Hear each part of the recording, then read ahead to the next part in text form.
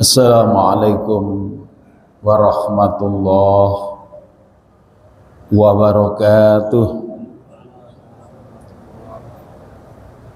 Bismillah, alhamdulillah, wassalatu wassalamu ala rasulillah wa ala alihi wa sahbihi wa mawalah, amma ba'd. Qala Allah Ta'ala fi kitabihil karim wa huwa asdaqul qailin. A'udzu billahi minasyaitonir rajim. Bismillahirrahmanirrahim. Syahrul Ramadan alladzi unzila fihi al-Qur'an hudan lin-nasi wa bayyinatin minal huda wal furqan. Al-ayah. Shadaqallahul azim. Allahumma arhamna bil Qur'an. Ma'asyiral muslimin wa zumratul mu'minin, hafidhakumullah. Bapak-bapak, ibu-ibu jamaah salat Isya wa tarawih Masjid Al-Muhajirin yang dirahmati Allah. Alhamdulillah,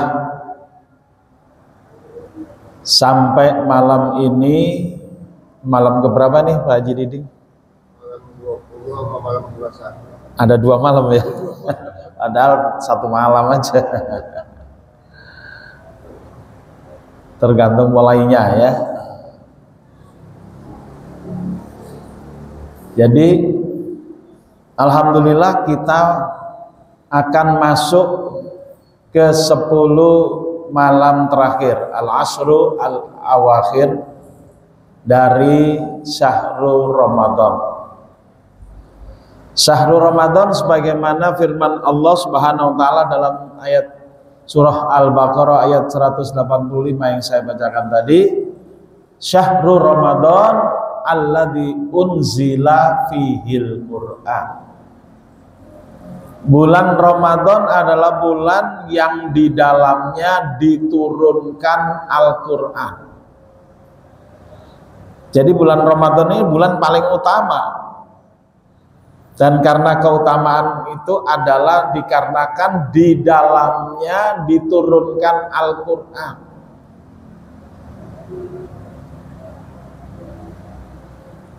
Allah Subhanahu wa taala menurunkan Al-Qur'an kepada umat, kepada baginda Rasulullah sallallahu alaihi wasallam untuk disampaikan kepada umatnya. Ini adalah satu rahmat yang luar biasa, yang tiada taranya. Dalam surat Ar-Rahman Allah menyatakan Ar-Rahman 'allamal Qur'an khalaqal insan 'allamahul bayan. Allamal Qur'an itu didulukan daripada khalaqal insan, menunjukkan bahwa Al-Qur'an itu lebih utama, dan ta'limul Qur'an itu adalah hal yang sangat-sangat utama. Sampai-sampai baginda Nabi SAW menyatakan khairukum man 'allamal Qur'an, man ta'allamal Qur'an wa 'allamah.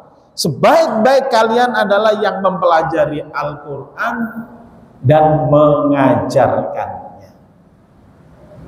Dan ketika bulan Ramadan dipilih oleh Allah sebagai bulan pertama kali Al-Qur'an diturunkan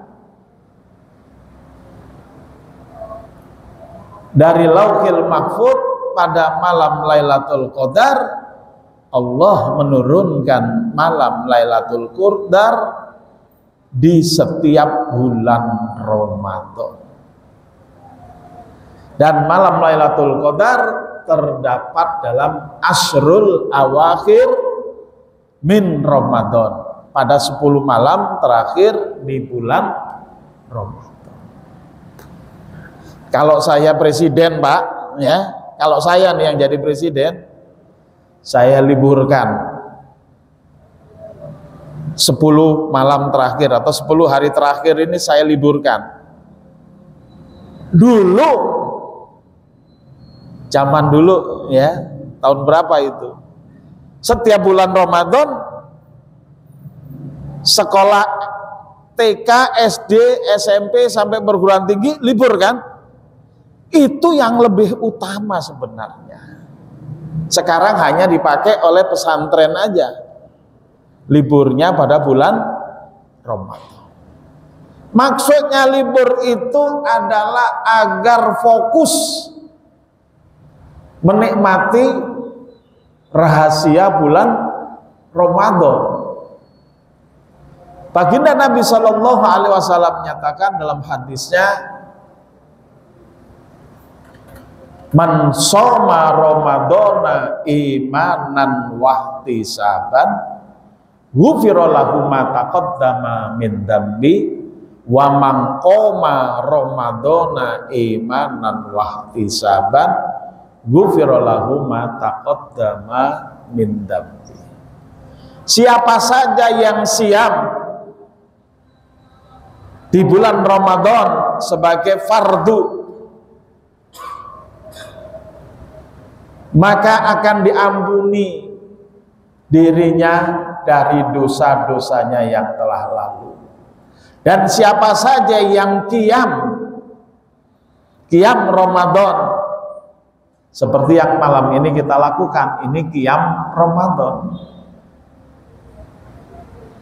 ghufira lahu ma taqaddama min dambi. Jadi hadis tadi itu kembar hadisnya, bedanya cuma siyam dan qiyam.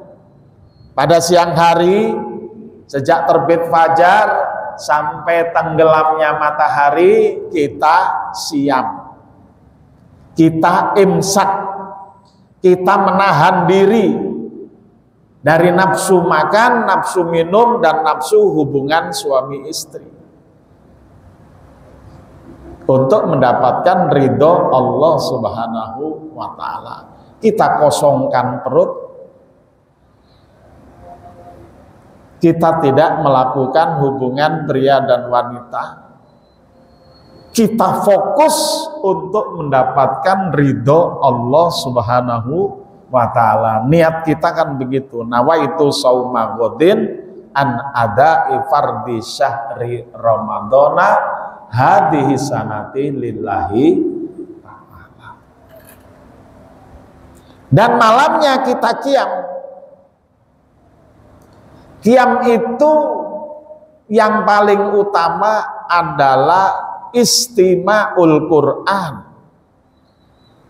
Oleh karena itu imam-imam qiyam Ramadan, imam-imam tarawih, tidak boleh imam-imam model lama, ya, model lama zaman dulu. Itu ya imam-imamnya di masjid-masjid, di musola-musola pasti tua-tua kan. Nah, yang tua-tua yang sudah tajwidnya nggak jelas itu tetap dipakai. Sekarang harus imam-imam yang muda, yang suaranya jelas, yang tajwidnya jelas, yang lagunya juga enak, nggak bikin ngantuk. Seharusnya kita para jamaah, ya, seharusnya nih Menteri Agama lah ya, buat sayembara siapa yang bisa mengimami dengan bagus, ya, akan mendapatkan sebuah mobil yang terbaru dan terbagus hari ini. Kira-kira ramai nggak yang akan ikut? Ramai pasti. Jadi seleksi imam itu begitu. Jangan Menteri Agama ngurusin yang enggak gitu. Yang seperti ini harus. Artinya termasuk tugas negara adalah menyediakan imam yang bagus, menyediakan masjid yang bagus. Jadi nggak boleh masjid itu nggak wangi, nggak boleh masjid itu kalau hujan bocor, Nggak boleh masjid itu sound systemnya apa, kemeresek, gaprek, mesti yang enak, sehingga ketika imam qiyam Ramadan memimpin sholat di sini berapa rakaat nanti? 11 ya. Kalau di masa Khalifah Umar bin Khattab itu 23. Tapi 23-nya zaman Khalifah Umar bin Khattab nggak seperti 23 rakaat di Blitar, Jawa Timur, yang hanya 8 menit selesai. Kalau nggak salah di zaman Nabi itu yang namanya sholat tarawih itu dari jam 9 sampai jam 12 itu kira-kira, atau paling cepat jam 11 itu kira-kira. Kira-kira bapak-bapak, ibu-ibu siap nggak nih nanti kalau imamnya ini ngimami sampai jam 11? Ya nggak apa-apa, nggak usah sampai jam 11, yang penting bacaannya enak, sehingga bapak-bapak, ibu-ibu seneng, nikmat kalau sholat di sini. Jadi selesai tarawih itu selalu salaman sama imam, mau lagi dong, nah gitu. Wajar kalau selesai nanti pada saat lebaran imam yang bagus bacaannya dikasih hadiah, kulkas kek, TV kek, motor kek, ya, mobil expander kek, ya, kalau perlu Mercy. Keren. Ini kapan bisa terwujud? Sekarang hadiah-hadiah yang hebat-hebat itu kan tidak dikasih untuk imam, dikasihnya untuk yang maksiat-maksiat. Panteslah kalau negara tambah amburadul, ya kan? Ya sedikit nyinggung pilpres saja kemarin. Ada capres yang membacakan ayat Allah yang dahsyat, yaitu surah Ali Imran ayat 26. Qulillahumma malikal mulki tu'til mulka man tasya wa tanzi'ul mulka mimman tasya wa tu'izzu man tasya wa tudhillu man tasya biyadikal khair innaka ala kulli syai'in qadir. Itu ada capres yang baca itu. Saya sebagai mubalik kaget, kok capres itu baca ayat itu? Saya juga kenal, tapi saya belum nanya sampai sekarang. Kenapa Anda baca itu? Apakah Anda ngerti? Gitu. Saya sebagai mubalik nggak puas tentunya. Saya buka tafsir. Rupanya ayat itu turun sebagai jawaban Allah kepada gembong munafikin Abdullah bin Ubay bin Salul, yang ceriwis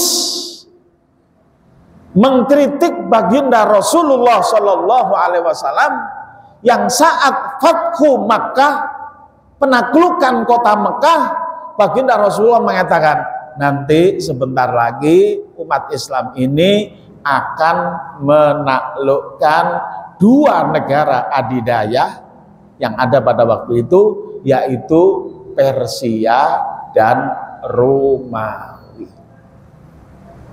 Abdullah bin Ubay bin Salul yang fi qulubihi marad, dalam hatinya ada penyakit, itu mengatakan, haihata, katanya, terlalu jauh lamunannya. Muhammad itu ngapain ngelamun-ngelamun akan menaklukkan Romawi dan Persia? Udah menang atas Mekah, ya udahlah, cukuplah gitu. Tapi Rasulullah kemudian menjawab dengan jawaban dari Allah, diturunkannya surah Ali Imran ayat 26, Qulillahumma malikal mulki tu'til mulka man tasya wa tanzi'ul mulka mimman tasya wa tu'izzu man tasya wa tudhillu man tasya biyadikal khair innaka ala kulli syai'in qadir. Ini sebenarnya merupakan ayat yang paling sakti bagi umat Islam. Karena Rasulullah menyatakan tadi, sebentar lagi umat Islam akan menguasai Romawi dan Persia. Dan benar, walaupun Abdullah bin Ubay bin Salul, gembong munafikin, mengkritik Rasulullah, melecehkan Rasulullah, dan kemudian 2 tahun setelah penaklukan kota Mekah, Rasulullah wafat. Rasulullah wafat kan tahun 10 Hijriah. Penaklukan kota Mekah tahun 8 Hijriah. Ternyata 5 tahun setelah Rasulullah wafat, umat Islam menaklukkan negara Persia dan mengusir negara Romawi dari wilayah Syam, hingga mereka lari ke Konstantinopel dan diuber oleh kaum muslimin. Sampai 8 abad kemudian ditaklukkanlah yang namanya Konstantinopel dan diganti namanya menjadi Istanbul. Itu sejarahnya, Pak. Jadi ayat tadi itu ayat dahsyat. Dan kalau kita perhatikan, saya tinggal di Bogor ini, Pak, ya. Dulu di masjid-masjid tradisional, ayat ini sebagai wirid selalu ada. Sekarang hilang, saya nggak tahu yang nyolong siapa. Apa digondol wewe gombel atau apa, nggak tahu saya. Wiritan orang-orang di masjid-masjid tradisional itu nggak sampai lagi membawa ayat kulillahumma malikal mulki tu'til mulka man tasya ila akhir ayat. Ini tentu harus dikoreksi dan harus dikembalikan kalau ingin umat Islam mengalami kejayaan. Dan ingat bahwa Rasulullah menyatakan bahwa nanti apa yang pernah dikuasai oleh kaum muslimin, kemudian hari ini dikuasai oleh Bani Israel, Yahudi, ya, yang namanya kota Baitul Maqdis atau diubah oleh Yahudi menjadi Yerusalem, itu kan diduduki oleh Yahudi, ya. Kaum muslimin yang sholat di sana sering ditembakin. Walaupun dengar-dengarnya masih bisa orang umroh plus Yerusalem, umroh plus Masjidil Aqsa, yang itu merupakan bagian dari ibadah umat Islam. Kata beliau, kata Rasulullah, janganlah kalian bersusah payah untuk mengunjungi kecuali 3 masjid, Masjidil Haram, Masjid Nabawi, dan Masjidil Aqsa. Saya yakin bahwa Bapak yang sudah haji, sudah umroh, semuanya sudah ke Masjidil Haram dan sudah ke Masjid Nabawi. Tapi mungkin banyak yang belum ke Masjidil Aqsa, betul? Pengen ke Masjidil Aqsa, kita harus bikin program. Pak Haji Diding, saya lagi mimpi nih, ya. Kita dari Masjid Muhajirin ini bikin program umroh plus Masjidil Aqsa. Kira-kira bisa nggak? Bisa, ada kok yang membuat program. Tapi nanti saya ingin pergerakannya dimulai dari Jawa Tengah, dari kota Kudus, karena kota Kudus itu kembaran dari kota Al-Quds atau Baitul Maqdis, tempat Masjidil Aqsa. Mudah-mudahan ceramah pada malam hari ini menginspirasi kita bagaimana umat Islam hari ini bisa selalu datang ke Masjidil Aqsa dan akhirnya kita membebaskan Palestina, membersihkan dari Yahudi untuk meninggikan kalimat Allah di sana. Mudah-mudahan apa yang saya sampaikan bermanfaat. Jangan lupa untuk mendapatkan Lailatul Qadar, maka mari kita fokus iktikaf di masjid.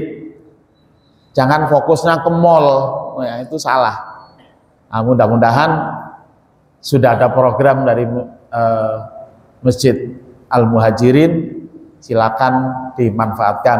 Kalau Bapak minta tolong saya datang ke sini lagi untuk menjelaskan tafsir dari surat Al-Fat, saya siap datang, ya. Tapi tentunya untuk yang iktikaf, jadi supaya bisa dari pagi ya, dari habis subuh ya sampai malam hari, sampai terawih gini, apa sehari selesai, itu nggak banyak kan, surat Al-Fat hanya 29 ayat. Kita umat Islam di Jakarta alhamdulillah kebanyakan hafal surat Al-Fat, tapi hanya ayat 1, ayat 2 dan ayat 3. Ayat 4 sampai 29 nggak ngerti karena jarang dibaca. Nah, mudah-mudahan Allah berikan kemuliaan kita bahwa Ramadan tahun ini Masjid Al-Muhajirin jamaahnya hafal dan faham surat Al-Fat.